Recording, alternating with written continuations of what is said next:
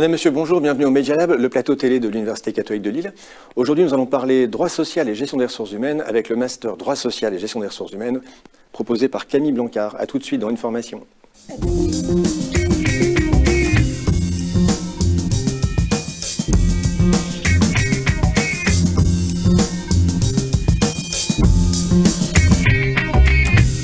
Camille Blancard, bonjour. Bonjour. Bienvenue sur le plateau du Media Lab. Merci de m'accueillir. Avocate, docteur en droit et directrice d'un master qui est porté donc par la faculté de droit de l'Université catholique de Lille, qui s'intitule Droit social et gestion des ressources humaines. Alors Camille, en quoi consiste ce master?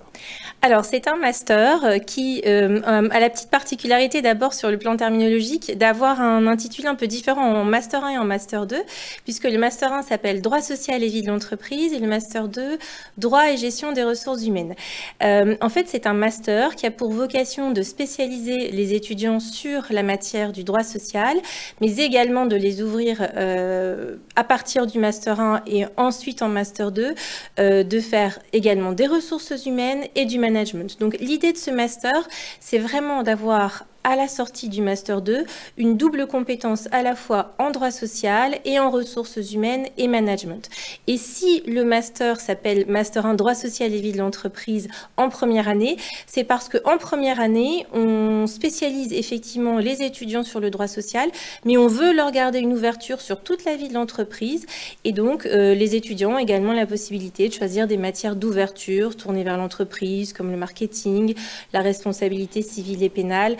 Voilà, pour aussi garder cette compétence axée sur le fonctionnement de l'entreprise. Donc c'est une vraie double approche en fait, parce qu'ils vont étudier deux choses en même temps, la dimension très technique, si je puis dire, et la spécialité en droit social, et cette compréhension plus globale de l'entreprise avec un focus fait sur la gestion des ressources humaines. Exactement, et on fait ça progressivement, c'est-à-dire qu'en Master 1, on va d'abord consolider les bases juridiques, donc on va d'abord axer sur le droit social en Master 1, faire une introduction à la gestion des ressources humaines, faire une introduction au management, faire cette ouverture vers la vie de l'entreprise, et ensuite en Master 2, on bascule vraiment sur du 50-50 en termes de répartition des matières, 50% sur le juridique pur et 50% sur les RH et le management. Donc en termes de RH, ils vont aborder tout le spectre, tout le champ en fait, de la GRH, recrutement, formation, gestion des carrières, développement des compétences. Exactement.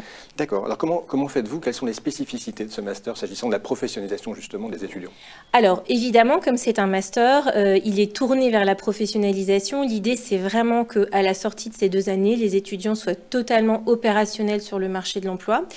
Donc on démarre dès le master 1 par des modules particuliers, notamment un module qui s'appelle le séminaire de mise en situation pratique, qui est animé par un avocat. Et les étudiants travaillent sur des dossiers réels, font des conclusions, font des exercices de plaidoirie, des exercices de consultation. Donc ça les met vraiment déjà dans le bain de cette activité professionnelle de l'avocat.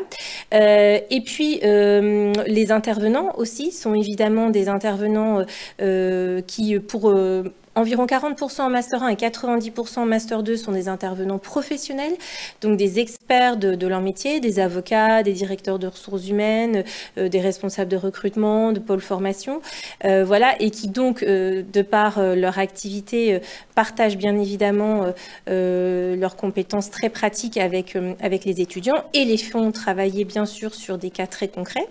Et puis en Master 2, on a aussi un module auquel on est très attaché qui s'appelle le droit en action.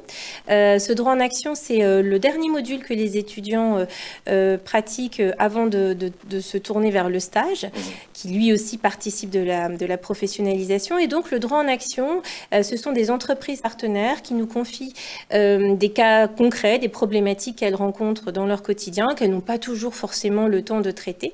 Et ce sont nos étudiants qui, sur une période dédiée, une quinzaine de jours, vont travailler sur ces questions, vont apporter des solutions. Alors ça va au-delà du cas pratique, parce que bien sûr, tout au long de l'année, ils travaillent sur des cas pratiques, mais là, ils ont l'interlocuteur directement, ils travaillent pour une entreprise dédiée. Voilà, ils peuvent demander des compléments d'information et voilà, ils savent pour qui le travail est fait. Et ça apporte toujours beaucoup et c'est toujours très intéressant que ce soit pour les étudiants évidemment et pour les entreprises partenaires aussi, d'avoir ce regard nouveau. Voilà, les étudiants utilisent aussi souvent des supports très intéressants intéressant. Et voilà, c'est un exercice très intéressant dans la perspective de la professionnalisation et qui, voilà, se déroule juste avant le départ en stage. Le stage qui est d'une durée de 3 mois obligatoire en Master 2. Mais les étudiants ont le temps de faire des stages jusqu'à 4, 5, 6 mois sans problème puisqu'ils sont libérés très tôt, début avril. Donc ça leur permet de faire des stages très longs. C'est un vrai sas, c'est une transition entre la fin du cursus et le démarrage en stage. C'est exactement ça.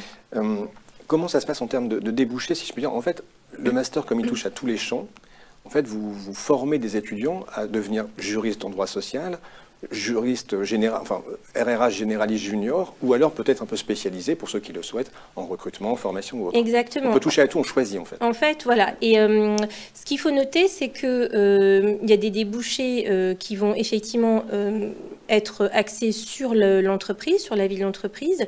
D'ailleurs, les profils de nos étudiants sont extrêmement recherchés parce que avoir cette double compétence à la fois juridique et RH pour l'entreprise, quelle que soit sa forme, quelle que soit sa taille, c'est quelque chose de très intéressant. Une petite structure, elle n'aura pas les moyens d'avoir à la fois un responsable droit social et un responsable RH. Là, elle aura quelqu'un qui aura la double casquette.